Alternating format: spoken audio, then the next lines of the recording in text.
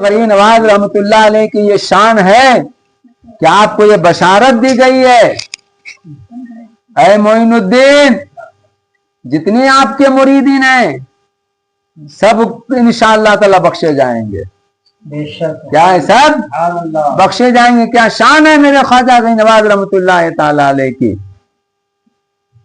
اب حضرات سرکار غریب نواز رحمت اللہ علیہ کچھ دن کے ہوئے تو آپ کے والد کا وصال ہو گیا، اور ایک روایت میں کہ آپ کے والدہ کا بھی انتقال ہو گیا۔ کچھ دنوں کے بعد آپ کم عمری میں ہی داغ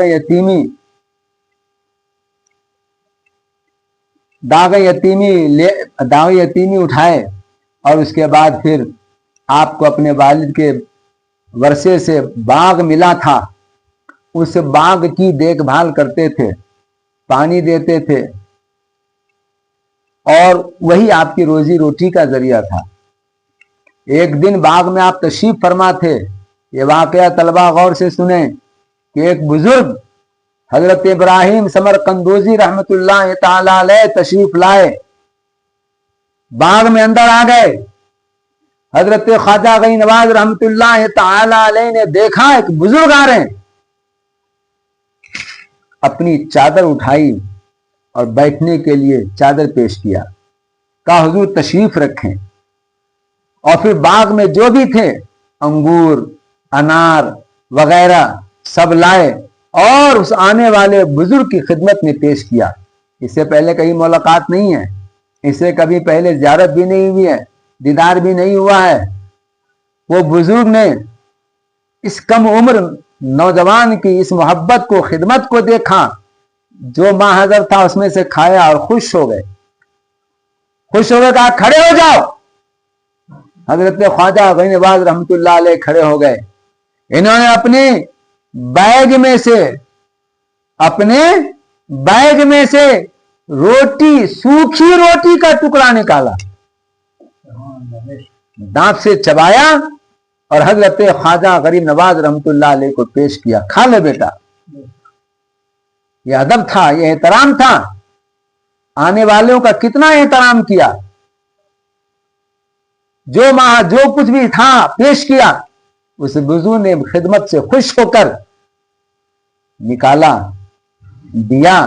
آج ہم تم ہوتے تو کھاتے، اگر تو بھی سوکھی روٹی کا ٹکڑا اور بھی جھوٹا دے کر، لیکن ولی را ولی نی شناست، آنے والے بزرگ با کمال تھے، انہوں نے نواز دیا۔ کہا بیٹا تیرا کام یہ باغ کی دیکھ بھالی نہیں ہے، تو تے مخلوق خدا کی ہدایت کے لیے ہے۔ الحمدللہ حضرت خواجہ غریب نواز نے جیسی سوکھی روٹی کا ٹکڑا کھایا، الحمدللہ دل کی دنیا بدل گئی۔ اور آپ دیکھتے ہیں تو بزرگ اچانک غائب، وہ بزرگ غائب ہو گئے۔ حضرت خواجہ غریب نواز رحمت اللہ علیہ نے اپنا باغ بیچ دیا، کچھ فقیر صدقہ کر دیا، غریبوں میں صدقہ کر دیا، وہاں سے مدرسے میں داخلہ لیا، علم حاصل کیا، بخارا گئے، علم حاصل کیا۔ چاہتے ہیں سینکڑوں استاد بالثواب، آپ نے علم دین حاصل کیا، قرآن میں روزانہ 24 گھنٹے میں ختم قرآن کیا کرتے تھے۔ سبحان اللہ، کتنا ایک ختم قرآن، اور جیسی ختم قرآن کر دیتے تو اللہ کی طرف سے غیبی آواز آتی، معین الدین میں نے تیرے تلاوت کو قبول کر لیا۔ ہر ختم پر یہ آپ کو بشارت ملتی تھی، اے معین الدین حسن ہم نے آپ کی تلاوت کو قبول فرمایا۔ وہ شان تھی میرے غریب نواز کی، وہ مرتبہ تھا، وہ رتبہ تھا۔ تبھی تو حضرت استاد زمن علامہ حسن رضا رحمت اللہ علیہ نے فرمایا، خواجہ و دربار اعلیٰ تیرا، خواجہ و دربار اعلیٰ تیرا، کبھی محروم نہیں دینے والا تیرا. اب دیکھو حضرت خواجہ غریب نواز رحمۃ اللہ علیہ نے پہلے ظاہری تعلیم حاصل کی, حافظ قرآن بنے, عالم دین بنے, محدث بنے, مفسر بنے, مفتی بنے, تمام ظاہری علوم آپ نے حاصل کیے. اب باطنی طرف پیدا ہوئی, علم باطن کا شوق پیدا ہوا کہ اب کسی کے ہاتھ پہ ہاتھ دے دیا جائے, مرید بنا جائے. مرید بننے سے ایمان و عمل کی حفاظت ہوتی ہے. اچھے پیر کے دامنے کرم کو تھام لینے سے دنیا میں بھی فائدہ ہے, وقت موت بھی فائدہ ہے, انشاءاللہ قیامت کے دن بھی اس کا فائدہ ہے. اسی لیے اچھے پیر و مرشد سے ہمیں مرید ہو جانا چاہیے. وہ جاہل لوگ ہیں جو انکار کرتے ہیں, ارے غوث اعظم بھی تو کسی کے مرید ہیں, حضرت خواجہ غریب نواز بھی تو کسی کے مرید ہیں, صابر پیا بھی تو کسی کے مرید ہیں. بہرحال تلاش میں کہ اب کوئی صادق پیر مل جائے, پیر کامل مل جائے تو ان کے ہاتھ پر بیعت ہو جاؤں, بیعت کر لوں. نام سنا کہ نیشاپور میں ایک بزرگ ہیں, گئے کرتے نیشاپور میں قصبہ ہارون میں پہنچے تو حضرت سید عثمان ہارونی رحمت اللہ تعالی علیہ کے قریب پہنچے. ملاقات ہوئی. آپ کے پیر و مرشد نے غایت محبت سے فرمایا, کہاں ہیں آپ؟ میں کب سے انتظار کر رہا ہوں. کیا محبت ہے, سبحان اللہ. ولیوں کی نظر کہاں دیکھتی ہے, کہاں ہے؟ میں تو آپ کا کب سے انتظار کر رہا ہوں. اب اس کے بعد پہنچے, سلام و دعا کے بعد ارادہ ظاہر فرمایا. آپ کے پیر و مرشد آپ کے پیران اعظام کی طرح نہیں تھے. کہا پہلے وضو بنائیے. وضو بنائے, 2 رکعت نفل پڑھیے. 2 رکعت نفل پڑھے. کہا جائے سورہ بقرہ پڑھ کے آئیے. سورہ بقرہ کی تلاوت کر کے آئے. جائے قل واللہ احد 21 مرتبہ پڑھ کے آئیے. پڑھ کر کے آئے. پھر مرید نہیں کیا. اس کے بعد پھر بھیج دیے. 24 گھنٹے عبادت کر کے آئیے. عبادت و ریاضت کر کے آئے. اس میں خاص کر سورہ اخلاص کا ذکر تھا. اب آپ کے پورے مرشد نے کہا بیٹے نظر اٹھا, کہاں دیکھ رہا ہے؟ کہا حضور 7 آسمان دیکھ رہا ہوں. کہا نیچے دیکھ.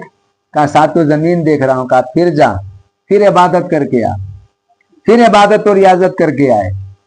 کہا اب دیکھ, کہاں دیکھ رہا ہے؟ کہا عرش اعظم دیکھ رہا ہوں. کہا نیچے دیکھ. کہا تحت الثری دیکھ رہا ہوں. کہا پھر جا عبادت و ریاضت کر کے آ. پھر گئے, نمازیں پڑھی, سورہ اخلاص کی تلاوت کی اور دیگر اوظاف اورات پڑھے. واپس آئے, 2 انگلیوں کا ایسے اشارہ کیا. آپ کے پیر و مرشد حضرت عثمان ہارونی رحمت اللہ تعالی علیہ. کہا بیٹا یہ 2 انگلیوں کے بیچ میں دیکھ. کیا دیکھ رہا ہے؟ کہا حضور 18,000 مخلوقات نگاہوں کے سامنے ہے. کہا سب کچھ ہے. پیر و مرشد نے شکریہ ادا کیا. کہا معین الدین جہاں میں تجھے پہنچانا چاہ رہا تھا وہاں میں نے پہنچا دیا. مرید بنایا. اس کے بعد مرید بن جانے کے بعد تو خواجہ غریب نواز رحمت اللہ علیہ واپس نہیں چلے گئے آج کے مریدوں کی طرح منٹ میں ہی سب کچھ ہو جانا. 20 سال حضرت خواجہ غریب نواز رحمت اللہ تعالی علیہ اپنے پیر و مرشد کی خدمت میں رہے. کتنے سال؟ بولو زور سے, بولیے. 20 سال. کتنے سال؟ 20 سال صرف حضرت خواجہ غریب نواز کی خدمت کرتے رہے. سفر میں ساتھ, حضر میں ساتھ, ان کے کپڑے دھوتے, ان کی خدمت کرتے, ان کی جوتیاں سر پہ اٹھاتے, کھانا پکاتے, کھانا کھلاتے, یعنی فرائض و واجبات سنن و نوافل کے بعد اپنے مرشد کی خدمت ہی کرتے. کیا مقام پایا, کیا شان تھی حضرت خواجہ غریب نواز رحمت اللہ علیہ کی. میاں خدمت سے ملتا ہے. اسے ڈاکٹر اقبال نے کہا تھا اگر ذوق یقین پیدا تو کر خدمت فقیروں کی. اگر ذوق یقین پیدا تو کر خدمت فقیروں کی. نہیں ملتا یہ گوہر بادشاہوں کے خزینوں میں. سبحان اللہ. 20 سال خدمت کیا، جس کے بعد پھر حج کے لیے اپنے پیر و مرشد کے ساتھ ہی تشریف لے گئے. سبحان اللہ. کیا نصیبہ ہے. حج کے لیے جا رہے ہیں پیر و مرشد کے ساتھ. حج ادا کیا، آگے آگے پیر، پیچھے پیچھے مرید. پیر بھی ہے تو عثمان ہارونی، مرید ہے تو خواجہ غوث نواز. کیا وہ رانائیاں، کیا وہ جلوے، کیا وہ بہاریں. مزاب رحمت کے پاس گئے، حضرت سید عثمان ہارونی نے حضرت خواجہ غوث نواز رحمۃ اللہ علیہ کا ہاتھ پکڑا. خدا کی بارگاہ میں دعا کہ اے پاک پروردگار عالم، معین الدین کو میں نے تیری بارگاہ میں پیش کیا. غیب سے آواز آئی، معین الدین ہمارا دوست ہے، میں نے اسے قبول کر لیا ہے. سبحان اللہ. حضرت خواجہ عثمان ہارونی نے سجدہ شکر مچا لایا. معین الدین، میں جہاں پہنچانا چاہ رہا تھا وہاں میں نے پہنچا دیا ہے. کچھ دن مکہ شریف میں رہے، عبادت و ریاضت میں. میں کہا بیٹا اے میرے معین، اب مدینہ شریف جانا ہے، بارگاہ رسول میں جانا ہے. کعبے کا ہم نے طواف کر لیا، اب کعبے جو ہیں ان کی بارگاہ میں چلنا ہے، ادب سے جانا ہے. بہرحال وہ کیفیت بتا نہیں سکتے. عاشق صادق ہیں، پیر صادق ہیں. الحمدللہ دونوں چلے. کہا معین الدین بارگاہ رسول میں حاضر ہو کر پہلے سلام پیش کرنا ہے. یہ دونوں حضرات پہنچے. کیفیت نہ پوچھو، ادب کا مقام ہے. یہ وہ مقام ہے کہ اعلیٰ حضرت عظیم البرکت فرماتے ہیں حرم کی زمین اور قدم رکھ کے چلنا، حرم کی زمین اور قدم رکھ کے چلنا. ارے سر کا موقع ہے او جانے والے. جا رہے ہیں بارگاہ رسول میں حاضر آئے. حضرت خواجہ غوث نواز کو حکم ہوتا ہے سلام کیا جائے. بارگاہ رسول میں سلام کرتے ہیں. السلام علیکم یا رسول اللہ صلی اللہ علیہ وسلم. جواب آتا ہے وعلیکم السلام یا خطب المشائخ. جواب مشائخ کتب آپ پر سلام ہو.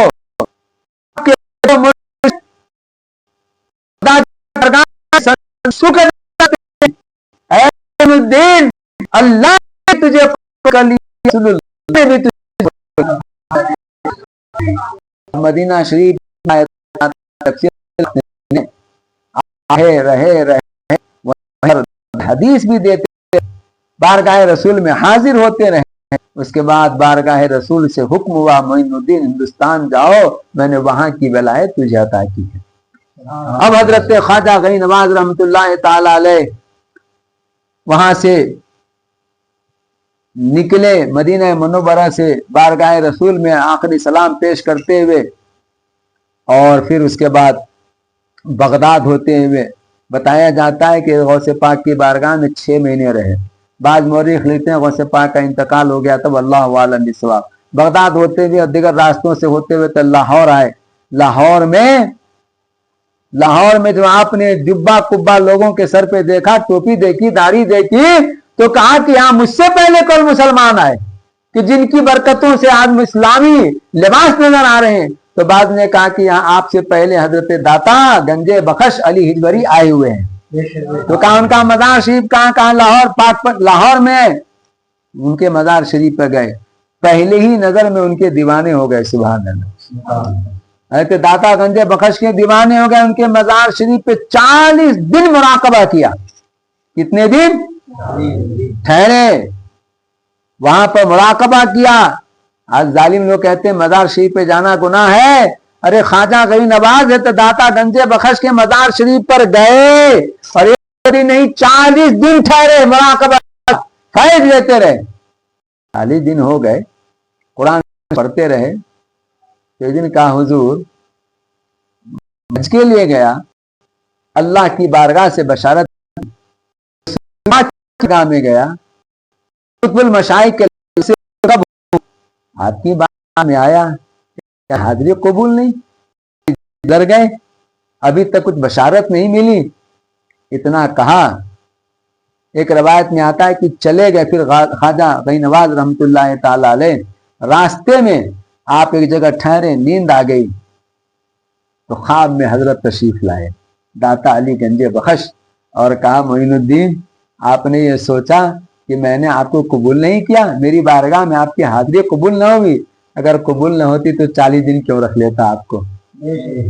آپ کو تو میں نے پہلے دن ہی قبول کر لیا, اور اسی لیے میں کچھ نہیں بشارت دیتا رہا کہ آپ جو قرآن پڑھتے تھے بڑا اچھا لگتا تھا, اور میں یہ چاہتا تھا آپ ہمارے یہاں رہیں اور اسی طرح قرآن پڑھتے رہیں. میں تو آپ کے قرآن پڑھنے آپ کی حاضری کو پہلے دن قبول کر لیا تھا, اور اتنا فیض عطا فرمایا, اتنا فیض عطا فرمایا کہ الحمدللہ سرکار غنی نواز مست و بے خود ہو گئے. اور فرماتے ہیں مظہر نور خدا گنج بخش فیض عالم, مظہر نور خدا کاملا ناقصارا پیر کامل کاملارا رہنما.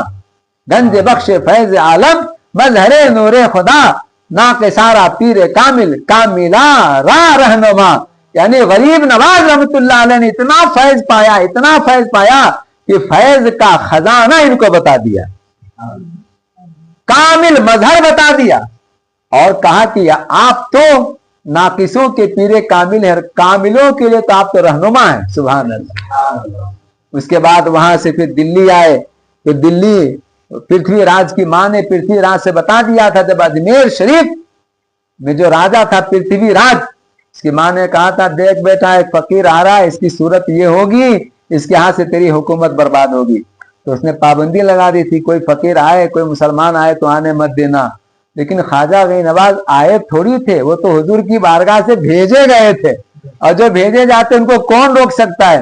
خواجہ غنی نواز کو دلی میں روکا گیا, کہا ٹھیک ہے ہم جاتے ہیں مگر پھر آؤں گا اور تجھے یہاں سے بھگاؤں گا.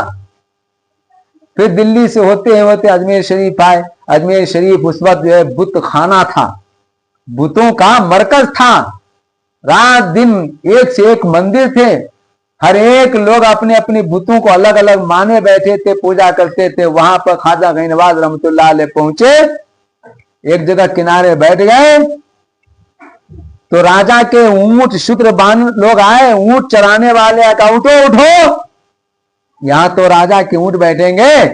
خواجہ نے کہا بہت ساری جگہ وہاں بیٹھا دو, کہا نہیں یہیں بیٹھیں گے. تو خواجہ نے کہا ٹھیک ہے ہم چلے جاتے ہیں, اونٹ بیٹھیں گے تو اونٹ ہی بیٹھے.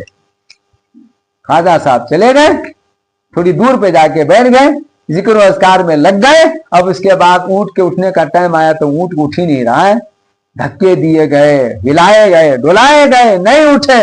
آخر میں ان نادانوں کو سمجھ میں آیا کچھ نہیں, اسی فقیر کی ایک کرامت ہے, وہاں جا کے معافی تلافی ہوئی, تب جا کے خواجہ کے حکم سے پھر وہ سب اونٹ اٹھے, شہرا ہو گیا. اب تو آئے زنار والے, ہار والے, بالی والے, لالی والے, اور خواجہ کے قدموں پہ گر گر کے مسلمان ہونے لگے. یہ شہرا اتنا ہوا. اس کے بعد دوسری کرام, یہ لوگ پرتھوی راج دشمن ہو گئے, بند کر ہم کو معلوم ہے اگر بہت بڑا ان کو پانی خواجہ نے اچھا مرید ہے دن پانی لے کہ پانی چلو میرے خواجہ بلا رہے ہیں. تو سارا آ گیا, بال میں آ گیا سمجھو.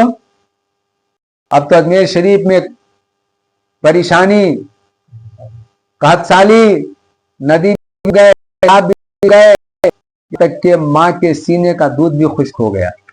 پریشانیاں بڑھ گئی. لوگ راجا کے پاس گئے, مر جائیں گے آپ کے رعایا, معافی چاہو, اس فقیر کی کرامت ہے, وہ معاف جب تک کہ معاف نہیں کریں گے پانی نہیں آئے گا. اب یہ لوگ گئے, معاف کر دیجئے ہم نے آپ کو پہچانا نہیں, پانی کی قلت سے پریشانیاں بڑھ گئی ہیں, جانور بھی پریشان ہیں. خواجہ رحم دل تھے نا, اللہ والے, جا کے پانی ڈلوا دیا, پھر پانی آ گیا. تو شورا اتنا ہو گیا, راجا کا جینا حرام ہو گیا. راجا نے کہا اگر یہی حال رہا تو ہماری حکومت گئی, اسی فقیر کا سکہ چلے گا. کیوں نہیں چلے گا؟ مدینے والے آقا نے بھیجا ہے. سبحان اللہ, مدینے والے آقا نے بھیجا ہے, سجا کے بھیجا ہے, سوار کے بھیجا ہے, بنا کے بھیجا ہے, خزانہ دے کر کے بھیجا ہے. اب राजा परेशानी में पृथ्वीराज को बुलाया, अरे तुझे बहुत खिलाया पिलाया, आज मुसीबत आ गई है बचा। कहा क्या मुसीबत आ गई, मैं हूं ना। कहा वो जो फकीर आया, देख ऊंट को बैठा दिया, पानी को खत्म कर दिया, उसे कुछ कर यहां से निकाल बाहर, नहीं तो फिर जो है हमारी हुकूमत गई। कहा ये तो मेरे मिनट का काम है, मेरे अभी देखो क्या करता हूं। जादू के जोर पे अपने चेले चपेटों को लाया, सांप ताप बनाया, और उसके बाद ख्वाजा की तरफ बढ़ा। वो जहरीले सांप अजदहे बन करके, सांप कसरत से शेर पर बैठा है। आपके मुरीदीन ने कहा हजरत देखिए आ रहा है जादूगर शेर पे सवार होकर के सांप लिए हुए, हम लोग गए। ख्वाजा ने कहा घबराता है क्यों, कुछ नहीं होगा, देख अभी क्या क्या होता है। हिसार खींच दिया, ये जोर पे बढ़ा। ख्वाजा ने पहले बहुत समझाया, नहीं माना तो मिट्टी उठाई, फेंक दिया तो सब के सब खत्म हो गए। न सांप रहा, न शेर रहा, न शेर की सवारी रही, सब खत्म। अब ये जादूगर जिसका नाम जयपाल जोगी हैरान परेशान में, इतना बड़ा नाम और जादूगर, पल में मेरे सारे करे धरे खत्म।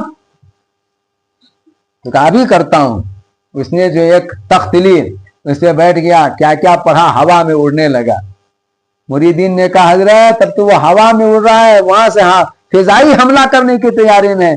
ख्वाजा ने कहा ठहर दे गई, मैं क्या करता हूं। अपनी जूती, जो लकड़ी की जूती थी जिसको पहले खराव कहा जाता था, ख्वाजा ने लकड़ी की जूती खराव शरीफ से कहा जा उसे नीचे बुला ले को आ, दोनों पर है क्या, कान है, उसे हाथ है, पांव है, ख्वाजा से लगी जूती शरीफ है। ख्वाजा का आके उसके अंदर पर भी आ गए, आंख भी आ गई, हाथ भी आ गया, सब आ गया, उड़ने लगे। और ऊपर उड़ते उड़ते उसके ऊपर गई और जाके वहीं से धना धन दाएं देखे तो इधर, बाएं देखे तो इधर, ऊपर देखे तो सर पर, चल नीचे शैतान मेरे ख्वाजा की बारगाह में। अब पड़े उसके सर पे, बोलो सुभान अल्लाह। जूती पड़ी, बात से नहीं माना। ख्वाजा ने बहुत समझाया, पानी दे, मेरे से उलझ मत, हम लोग अल्लाह वाले हैं, नहीं समझा। लेकिन जब जूती पड़ी तो न दाएं न बाएं, सीधे ख्वाजा के कदमों पे आया। बोलो सुभान अल्लाह। कहां आया? ख्वाजा के कदमों पे आया। तो मालूम हुआ कि लात के भूत बात से नहीं मानते हैं। जूती खाया तब अकल ठिकाने आई, आया भी तो ख्वाजा के कदमों पे ही आया। कहा हुजूर माफ कर दीजिए, जादू और है, करामत और है, मैं समझा नहीं। ख्वाजा ने माफ कर दिया। कहा कलमा पढ़ा दीजिए, कलमे पढ़ा दिया, अपना गुलाम बना दिया और नाम रखा उसका अब्दुल्लाह। जो जयपाल था उसका नाम क्या रखा? अब उसने कहा हुजूर कुछ दे दीजिए। का क्या चाहता है? कहता है वो कि मैं जिंदगी चाहता हूं और आपके मानने वालों की मदद करना चाहता हूं। तो हजरत ख्वाजा ने अल्लाह के हुक्म से ये उसको ताकत दे दी। उसका नाम रखा अब्दुल्ला बयाबानी। और उसके बाद ये उसको ताकत दी कि ठीक है तुम इधर ही रहो, जिंदे चलते फिरते रहो। अब मेरा परेशान हाल गुलाम अगर परेशान हो तो उनकी मदद करना। आज भी अब्दुल्ला बयाबानी हजरत ख्वाजा गरीब नवाज रहमतुल्लाह अलैह की करामतों से अजमेर शरीफ के कुर्बो जवार में घूमता फिरता रहता है और जाने वाले जायरीन की मदद करता है। तुम भी कहीं किधर भी जाओ, अगर रास्ते परेशानी हो जाए, दिल से याद कर लो अब्दुल्ला बयाबानी को, इंशाअल्लाह वो तेरी मदद को आ जाएंगे, तेरी मदद को आएंगे। हजरत ख्वाजा गरीब नवाज रहमतुल्लाह ताला अलैह 97 साल में, कितने साल में?